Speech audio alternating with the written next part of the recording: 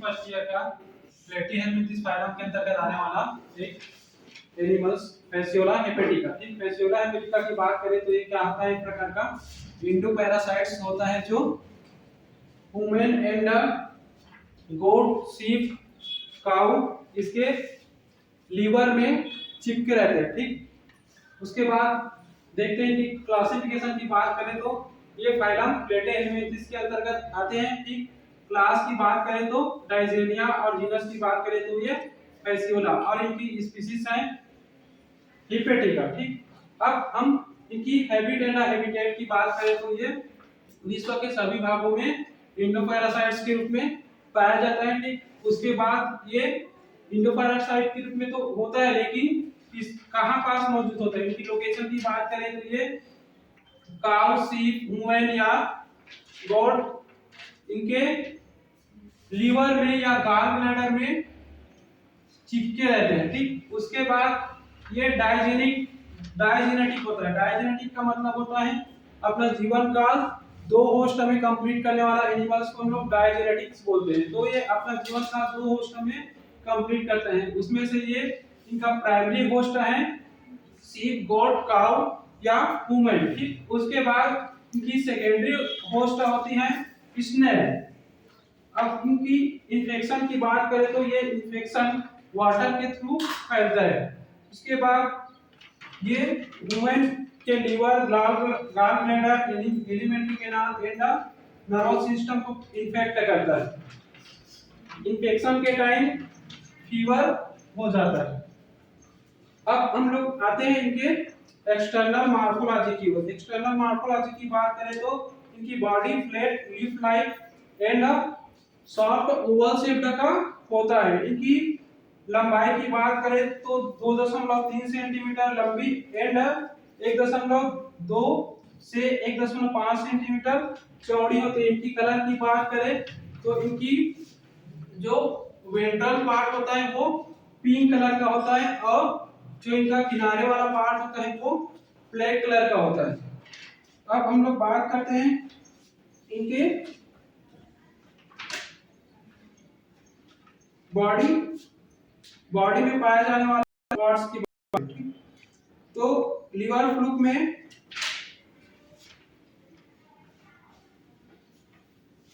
इनमें दो प्रकार के शक्कर देखने को मिलता है। एक होता है वेंट्रल शक्कर और एक होता है ओरल शक्कर। तो जो वेंट्रल शक्कर होता है वो भी चिपकने में मदद करता है और वेंट्रल शक्कर जो होता है ये वेंट्रल शक्कर है, वेंट्रल शक्कर ये भी चिपकने में मदद करते हैं और ये ओरल शक्कर जो होता है वो ब्लड को सक करने में मदद करता है। ये भी चिपकने में मदद करता है, लेकिन जो एनिमल होते हैं उनके ब्लड को क्या करते हैं, सक करने में मदद करता है।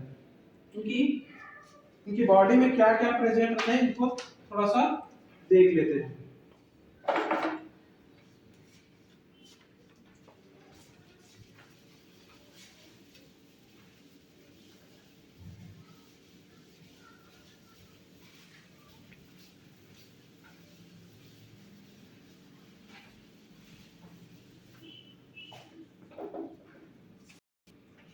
स्केल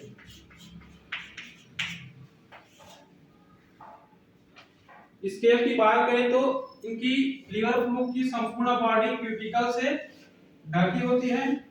इसका पोस्टीरियर पार्ट, ये पोस्टीरियर पार्ट हो गया। पोस्टीरियर पार्ट में स्पाइनल्स या स्केल्स निकले रहते हैं इस तरह से और बॉडी को क्या करते हैं, प्रोटेक्शन एंड लोकोमोशन में हेल्प करते हैं।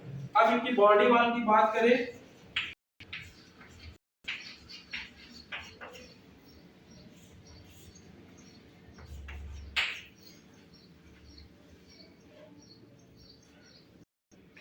बॉडी वाल इनका सेल्यूलर होता है और इसमें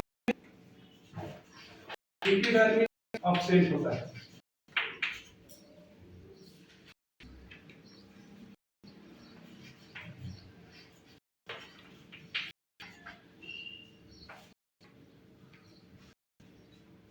इनकी बॉडी वाल इस तरह से मिलकर बना होता है। यहाँ पर है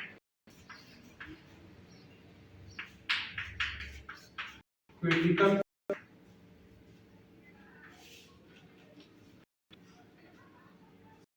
इनकी करें क्यूटिकल, तो यह एक्सटर्नल होता है, एक्सटर्नल स्क्लेरल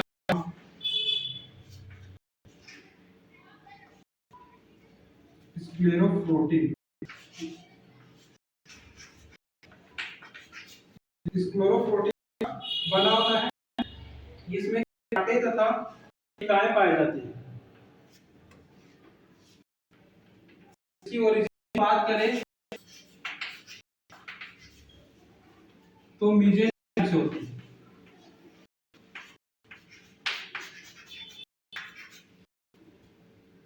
है, काइंड से। अब क्यूटिकल में स्केल्स धसे होते हैं जो प्रोटेक्शन करते हैं, चिपकने में भी क्या करते हैं, मदद करते हैं। इसके दूसरे पार्ट्स देखते हैं हम लोग क्यूटिकल के बाद।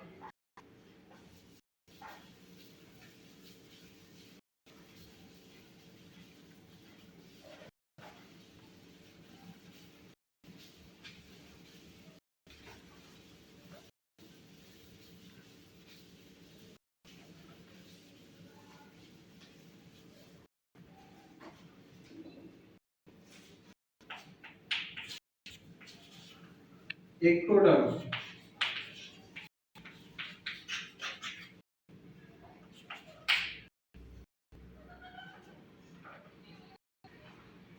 एक्टोडर्म की बात करें तो ये क्यूटिकल के नीचे वाला स्तर होता है जो प्रोटोप्लाज्म से निकलता होता है।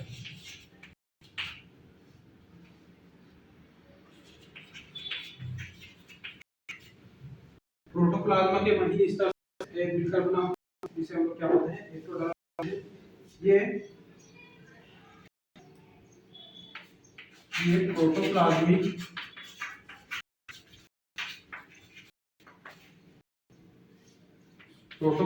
लेयर एंड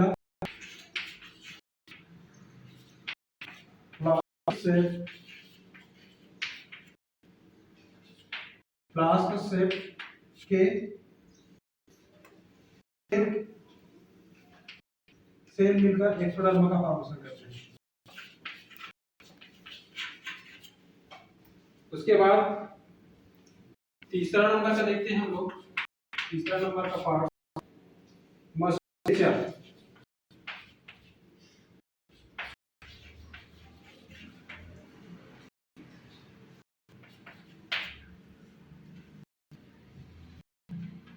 क्या क्यूटिकल के नीचे का स्तर होता है जो मोटी होती है, इसमें बाहर की ओर वृत्ताकार या लॉन्गिट्यूडनल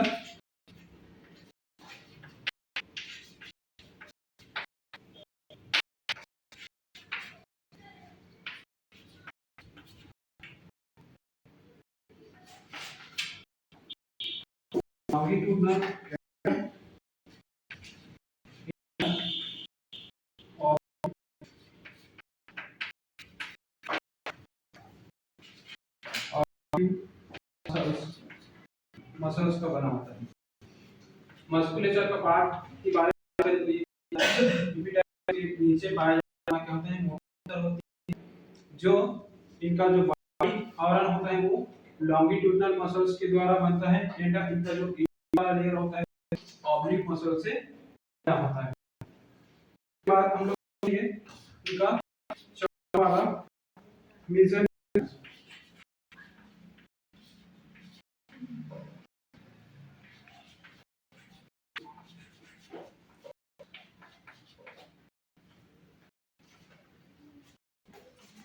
इंट्रिंसिक मसल।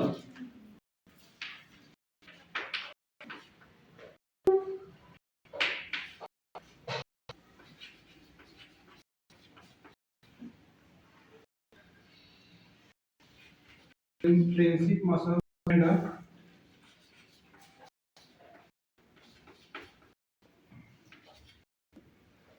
मसल्स मध्य मेसोडर्म से निर्मुक्त टिश्यू स्तर होता है,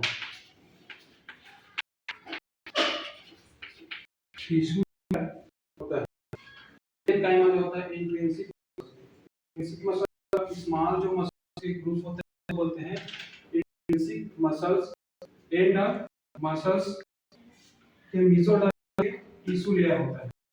उसके फिफ्थ नंबर का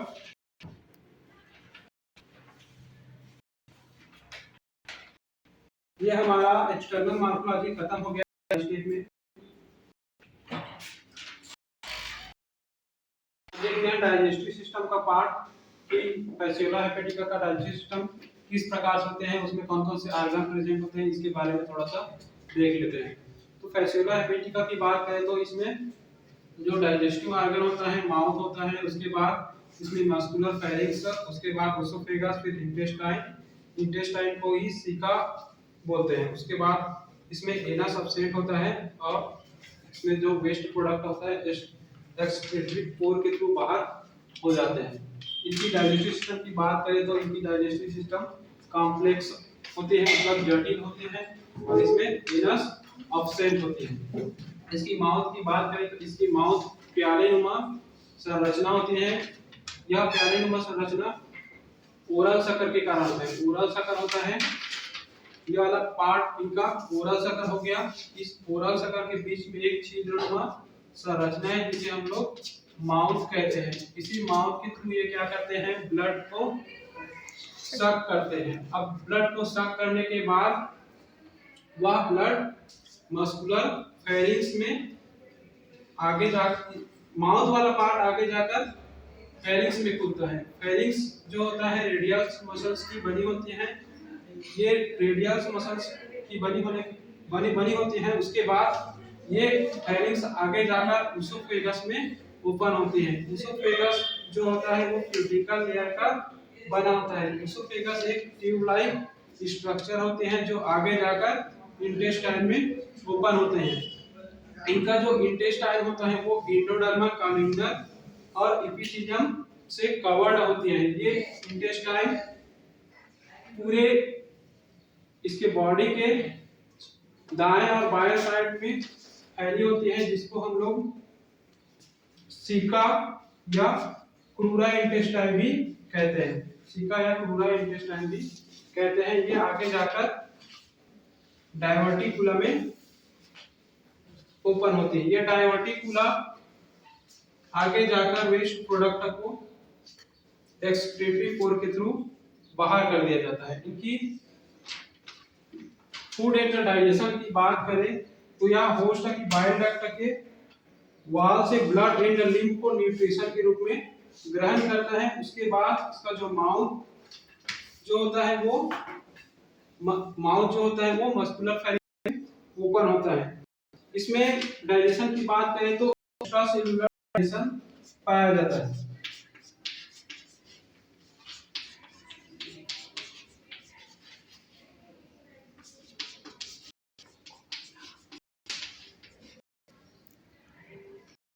उसके बाद जो डाइजेस्ट हुए फूड का डिस्ट्रीब्यूशन इसमें सीका के द्वारा होता है। सीका मतलब जो इंटेस्टाइन वाला पार्ट होता है उसके द्वारा डाइजेस्ट फूड होता है उसका डिस्ट्रीब्यूशन किया जाता है। इसमें ग्लूकोज को बॉडी वॉल से डिफ्यूजन ग्रहण किया जाता है। जो ग्लूकोज होता है उसको डायरेक्ट बॉडी वॉल के द्वारा डिफ्यूजन की प्रोसेस इंटर ग्रहण किया जाता है। उसके पेरेन्काइमा एंड बॉडी के अदर पार्ट हैं उसमें पहुंचा देता है। ग्लूकोज ग्रहण करता है बॉडी के आउटर पार्ट से डिफ्यूजन की प्रोसेस के बाद वो पेरेन्काइमा और बॉडी के अदर पार्ट्स में उसको पहुंचा दिया जाता है।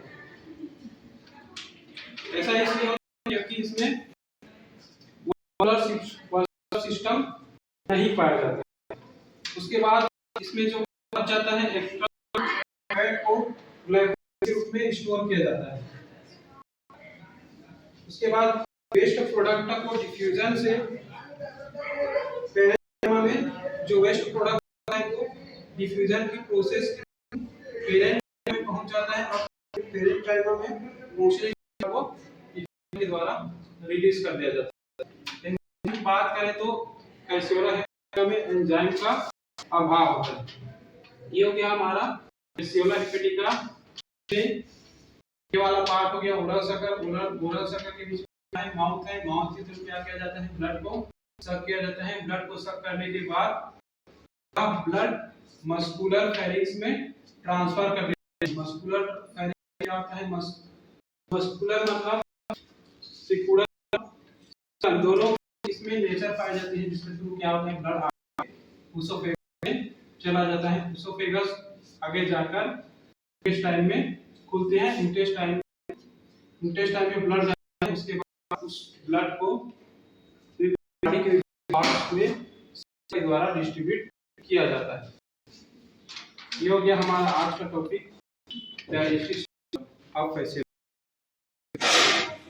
आज देखिए हम लोग बेसिक समझ जाएगा respiratory system of Fasciola hepatica. Fasciola hepatica में उत्सर्जन तंत्र के बारे में हम लोग अध्ययन करेंगे। उसमें कौन कौन से आर्गन प्रेजेंट रहते हैं इसके बारे में देखेंगे। फैसियोला हेपेटिका का एक डायग्राम है, इसमें कौन कौन से पार्ट्स हैं इसको देखेंगे। ये तो माउथ वाला पार्ट हो गया, फिर ये ओरल सर्कल और इसमें दोनों पर प्रेजेंट है एसिटाबुला। अब हम लोग देखते हैं एक्सक्रीटरी ऑर्गन। एक्सक्रीटरी ऑर्गन में कौन कौन से ऑर्गन पार्टिसिपेट करते हैं इनके बारे में देखते हैं।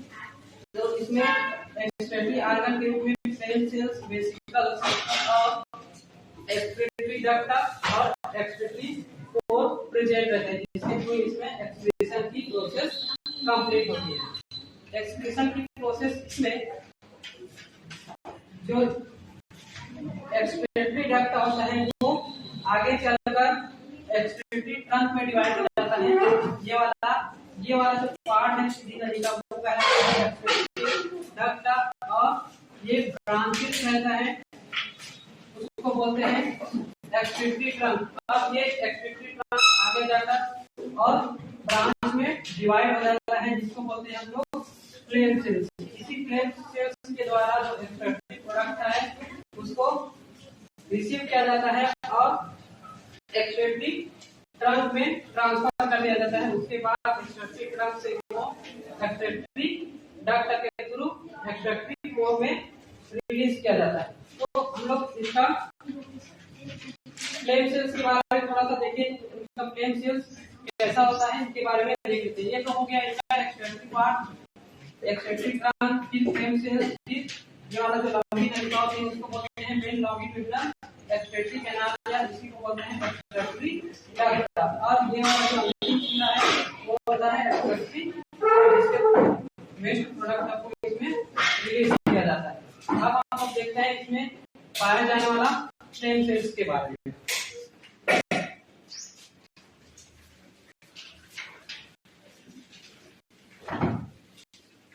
एक्सक्रीटरी डक्ट तक देखे थे। एक्सक्रीटरी डक्ट क्या होता है, जो मेन जो एक्सक्रीटरी के नाम होता है उसको बोलते हैं एक्सक्रीटरी डक्ट, जिसके थ्रू एक्सक्रीटरी प्रोडक्ट आगे जाकर एक्सक्रीटरी कोर में ओपन होते हैं। अब देखते हैं हम लोग फ्लेम सेल्स के बारे में।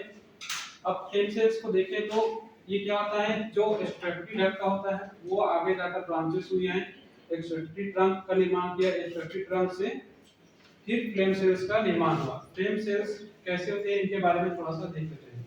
फ्लेम सेल्स को देखेंगे तो ये इरेगुलर शेप का होता है। इरेगुलर शेप मतलब इनकी आकार में होती है, अनियमित होती है, ठीक। और यह मेसेंकाइमा सेल से बनी होती है।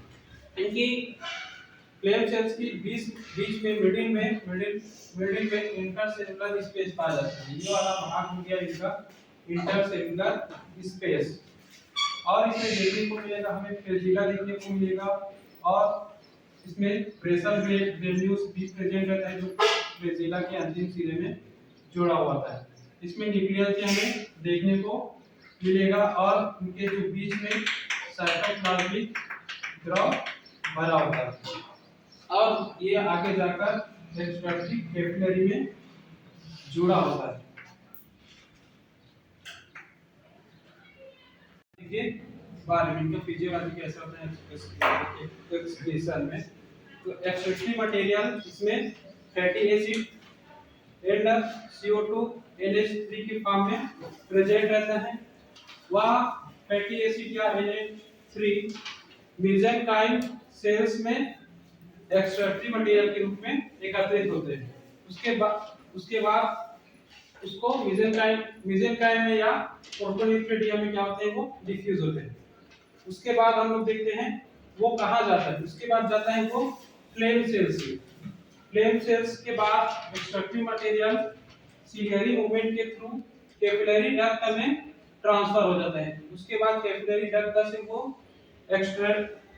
एक्सक्रीटरी कैनाल में एक्सक्रीटरी कैनाल में जाता है। एक्सक्रीटरी कैनाल के द्वारा वो एक्सक्रीटरी पोर के थ्रू बॉडी से बाहर कर दिया जाता है। इस प्रकार इसमें फिजियोलॉजी ऑफ एक्सक्रीशन कंप्लीट होता है। अब देखते हैं हम लोग फैसियोला हेपेटिका का रिप्रोडक्टिव सिस्टम, इसमें किस प्रकार का रिप्रोडक्टिव सिस्टम पाया जाता है इनके बारे में देखेंगे। तो जो फैसियोला हेपेटिका होता है वो हर्माफ्रोडिट एनिमल होते हैं। हर्माफ्रोडिट मतलब होता है इसमें मेल और फीमेल दोनों रिप्रोडक्टिव प्रेजेंट होते हैं, उसको बोलते हैं हर्माफ्रोडिट एनिमल। इसमें जो होता है female and the male genital duct open into common chamber called genital atrium, जहां पास मेल एंड फीमेल का जो जिस डक्ट में होता है male and female genital duct, उस डक्ट को बोलते हैं हम लोग जेनिटल एट्रियम। इस डायग्राम में देखेंगे तो यहाँ पास प्रेजेंट है जेनिटल एट्रियम। इसमें मेल एंड फीमेल दोनों का जो डक्ट होता है वहाँ ओपन होते हैं, उस डक्ट को बोलते हैं जेनिटल एट्रियम। उसको देखेंगे इसमें gonads is this liver fluid are well, इसका जो गोनेट्स होता है वो वेल डेवलप है। इसके डायग्राम में देखेंगे कि इसके रिप्रोडक्टिव पार्ट कौन-कौन से होते हैं। इसमें देखेंगे तो जेनिटल एट्रियम हमें देखने को मिलेगा। जेनिटल एट्रियम के जस्ट नीचे हमें देखने को मिलेगा इजैक्यूलेटरी डक्ट। उसके बाद इसमें इसके जस्ट और नीचे आएंगे तो हमें प्रोस्टेट ग्लैंड देखने को मिलेगा। उसके बाद एसिटाबुलम देखने को मिलेगा। एसिटाबुलम से हमें एक कनिका देखने को मिलेगी जिससे हम लोग वासा डिफरेंस है। उसके बाद इसमें मेल ग्लैंड भी प्रेजेंट होता है। उसके बाद इसमें यूरिन रिजर्वायर, इसमें दो side lateral longitudinal vitelline duct होता है।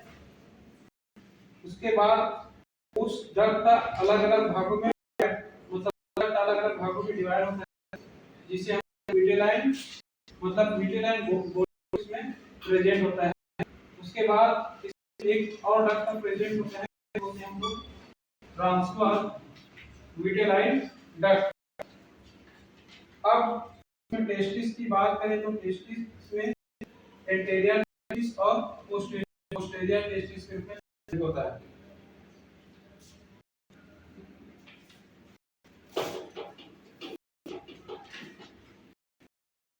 रिप्रोडक्टिव ऑर्गन के बारे में देखते हैं इनका। मेल रिप्रोडक्टिव ऑर्गन में देखेंगे तो यहाँ टेस्टिस वन पेयर प्रेजेंट होते हैं जो ब्रांच्ड होते हैं और बॉडी के posterior and the middle part में प्रेजेंट होती है। उसके बाद देखेंगे हम लोग इसका नेक्स्ट वासा डिफरेंशिया। वासा डिफरेंशिया इसमें नैरो एंड सिलेंडर होती है, सिलेंडर आते हैं वासा डिफरेंशिया। उसके बाद हम लोग देखेंगे उनका इजैक्यूलेटरी डक्ट। इजैक्यूलेटरी डक्ट के बारे में देखेंगे तो the seminal vesicles continues entirely into very narrow and coiled duct called ejaculatory duct open in genital chamber। जो सेमिनल वेसिकल्स कंटिन्यू आगे जाकर एक नैरो कॉइल्ड मतलब मुड़ा हुआ संरचना बनाती है, जिसे हम लोग इजैक्यूलेटरी डक्ट कहते हैं, जो आगे जाकर जेनाइटल चेंबर में ओपन होते हैं। इस डायग्राम में देखेंगे तो ये वाला पार्ट्स होता है इजैक्यूलेटरी डक्ट होता है जो आगे जाकर जेनाइटल चेंबर में ओपन होता है। उसके बाद हम लोग देखेंगे इनका fourth part serous and serous sac. Serous किसे कहेंगे? सीरस इनका वह पार्ट्स होता है जो पेनिस की तरह कार्य करता है। यह मस्कुलर होता है और इलांगेटेड होता है, जो आगे जाकर इजैक्यूलेटरी डक्ट में ओपन होते हैं। उसके बाद हम लोग देखते हैं इनके पांचों पार्ट्स के बारे में। प्रोस्टेट ग्लैंड, प्रोस्टेट ग्लैंड जो होता है एजैक्यूलेटरी जो डक्ट होता है उसके द्वारा सराउंडेड होता है। और यह एल्किलाइन नेचर के होते हैं, जो सिक्रेशन करते हैं। जो ग्लैंड है वो हार्मोन सिक्रेशन करते हैं, वह हार्मोन एल्किलाइन नेचर का होता है, जो फेसियोला हेपेटिका में कॉपुलेशन के दौरान स्पर्म को फ्री मूवमेंट करने में हेल्प करता है। ये हो गया हमारा रिप्रोडक्टिव सिस्टम में मेल रिप्रोडक्टिव ऑर्गन के बारे में देख रहे थे हम लोग।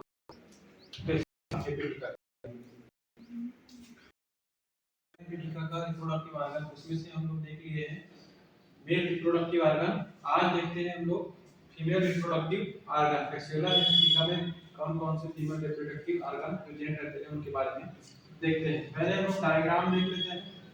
Fasciola hepatica male and female reproductive organ in anterior reason. ये जो होता है इसमें मेल और फीमेल दोनों ऑर्गन को रिप्रेजेंट किया गया है।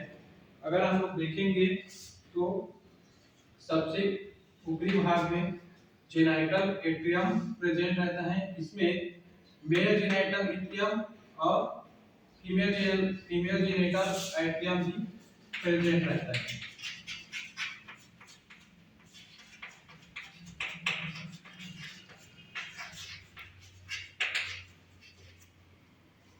उसके बाद हम इधर आगे बढ़ेंगे तो हमें पेनिस, जिसे सीरस भी कहते हैं, वो दिखेंगे। इनके चारों ओर हमें सीरस सैक प्रेजेंट रहता है, जिसे जो इस जेनाइटल एट्रियम को कवर करके रखा रहता है। उसके बाद इस पेनिस के चारों ओर प्रोस्टेट ग्लैंड होता है, जो उसे घेर कर रखे होते हैं। उसके बाद हम और नीचे आएंगे तो एजैक्यूलेटरी डक्ट प्रेजेंट होता है। एजैक्यूलेटरी डक्ट जो होता है प्रोस्टेट ग्लैंड के द्वारा सराउंडेड होते हैं। उसके बाद और नीचे आएंगे तो हमें सेमिनल वेसिकल्स दिखाई देंगे। फिर ये सेमिनल वेसिकल्स आगे जाकर स्पर्म डक्ट में बटाता है। उसके बाद हम लोग देखेंगे फीमेल रिप्रोडक्टिव ऑर्गन के बारे में। फीमेल रिप्रोडक्टिव ऑर्गन के बारे में देखेंगे तो जो फर्स्ट वाला होता है ओवरी, ओवरी वाला पार्ट होता है, या ओवरी सॉलिटरी हाईली ब्रांच्ड होता है एंड ट्यूबुलर स्ट्रक्चर होता है। अब ये वाला पार्ट ओवरी कहलाएगा, जो आगे जाकर ओविडक्ट का फॉर्मेशन करता है। या ओविडक्ट ओवरी का इनर लेयर होता है, जो स्मॉल और पॉइंट ट्यूब लाइक स्ट्रक्चर होते हैं, जिसे हम लोग ओविडक्ट कहते हैं। उसके बाद ऊ टाइप आते हैं। ऊ टाइप में देखेंगे ओविडक्ट का ही एक पार्ट होता है, जिसमें एक को स्टोर करके रखा जाता है। अब ये यहाँ ओवरी में एक का फॉर्मेशन हो गया। एक का फॉर्मेशन होने के बाद वह एक ओविडक्ट में आया। ओविडक्ट के थ्रू ये वाला पार्ट्स कहलाएगा इनका ऊ टाइप। अब इस ऊ टाइप के थ्रू वो लॉर्सेंस कैनाल में जाएगा। ये वाला जो होता है लॉर्सेंस कैनाल कहलाता है। लॉर्सेंस कैनाल को इनका वेजाइना भी कहते हैं।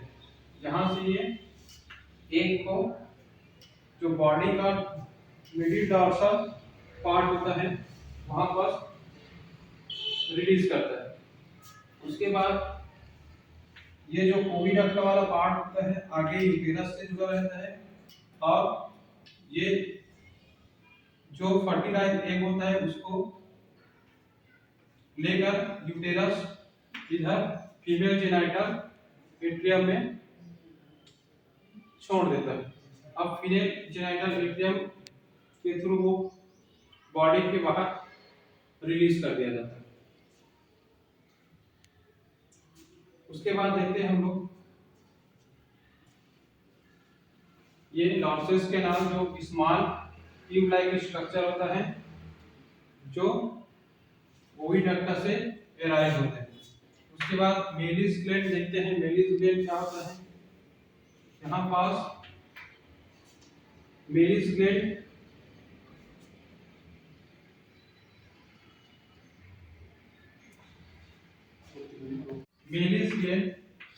मेलिस ग्लैंड जो होता है U टाइप के चारों ओर सराउंडेड होते हैं। ये वाला पार्ट कहलाएगा इनका U टाइप। तो इनके चारों ओर ये जो दिखता है ये मेलिस ग्लैंड है। या मेलिस ग्लैंड जो होता है न्यूमिरस यूनिसेल्युलर सेल ग्लैंड कहलाता है। और कुछ सब स्ट्रेन्स का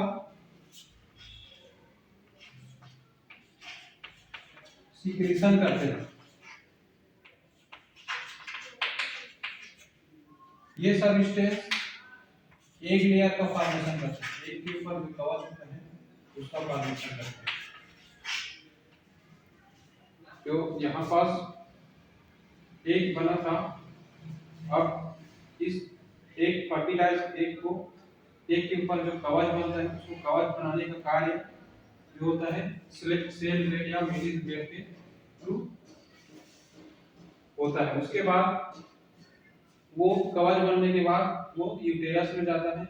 यूटेरस के थ्रू वो बाहर फीमेल जेनिटल एट्रियम के थ्रू रिलीज कर दिया जाता है। ये हो गया हमारा फीमेल रिप्रोडक्टिव ऑर्गन। तो देखते हैं फीमेल रिप्रोडक्टिव ऑर्गन किस तरह से उसमें आगे की प्रोसेस होती है रिप्रोडक्शन की। टेस्टिस होता है। टेस्टिस में जो होता है स्पर्म का फॉर्मेशन होता है। अब वो स्पर्म का फॉर्मेशन करने के बाद स्पर्म चला जाता है वासा डिफरेंटियम में। वासा डिफरेंटियम में जाने के बाद स्पर्म इजैकुलेटरी डक्ट में जाता है। ये इजैकुलेटरी डक्ट का एक क्या होता है कॉइल्ड स्ट्रक्चर होता है जिसके चारों ओर प्रोस्टेट ग्लैंड पाया जाता है। इस प्रोस्टेट ग्लैंड में एल्किलाइन युक्त क्षारीय पदार्थ जो होता है उसका सीक्रेशन होता है जिसके थ्रू स्पर्म को आगे गति प्रदान करने में मदद मिलती है। अब वो क्या करते हैं सीरस या पेनिस के थ्रू आगे जेनिटल एट्रियम में चला जाता है। डायग्राम के थ्रू देखते हैं। सबसे पहले देखते हैं ओवरी। ओवरी जो होता है ब्रांचेस होते हैं इस तरह से ब्रांचेस ओवरी। ओवरी में किसका फॉर्मेशन होगा? एक का फॉर्मेशन होगा। वह एक ओविडक्ट में चला जाता है। वाला पार्ट क्या रहेगा ओविडक्ट। अब वो आगे फर्टिलाइजेशन के लिए लॉरेंस के नाल में जाता है या लॉरेंस के नाल बॉडी के मीडियल डॉर्सल भाग में ओपन होता है। यहाँ पास ओपन होगा और यही पास जब दूसरे फैसियोला हेपेटिका आएंगे फर्टिलाइजेशन के लिए तो ये जो लॉरेंस के नाल होता है उसको विजिना भी बोलते हैं। तो यहाँ पास जो दूसरे फैसियोला हेपेटिका आएगा वो यहाँ पास फर्टिलाइजेशन करेंगे स्पर्म को देंगे और अब एक वापस यूटेरस में आएगा। फर्टिलाइजेशन एक जो होता है ये लॉरेंस कैनाल जो होता है मेलिस ग्लैंड के द्वारा सराउंडेड होता है। अब ये मेलिस ग्लैंड इस एक के चारों ओर कवच का फॉर्मेशन करेगा। कवच का फॉर्मेशन करने के बाद एक को आगे यूटेरस में भेज देगा। ये यूटेरस के थ्रू जो एक होता है फीमेल जेनिटल पोल में जाकर ऊपर होता है जो होस्ट होता है उसके अंदर छोड़ दिया जाता है। इस तरह में रिप्रोडक्टिव साइकिल चलते हैं।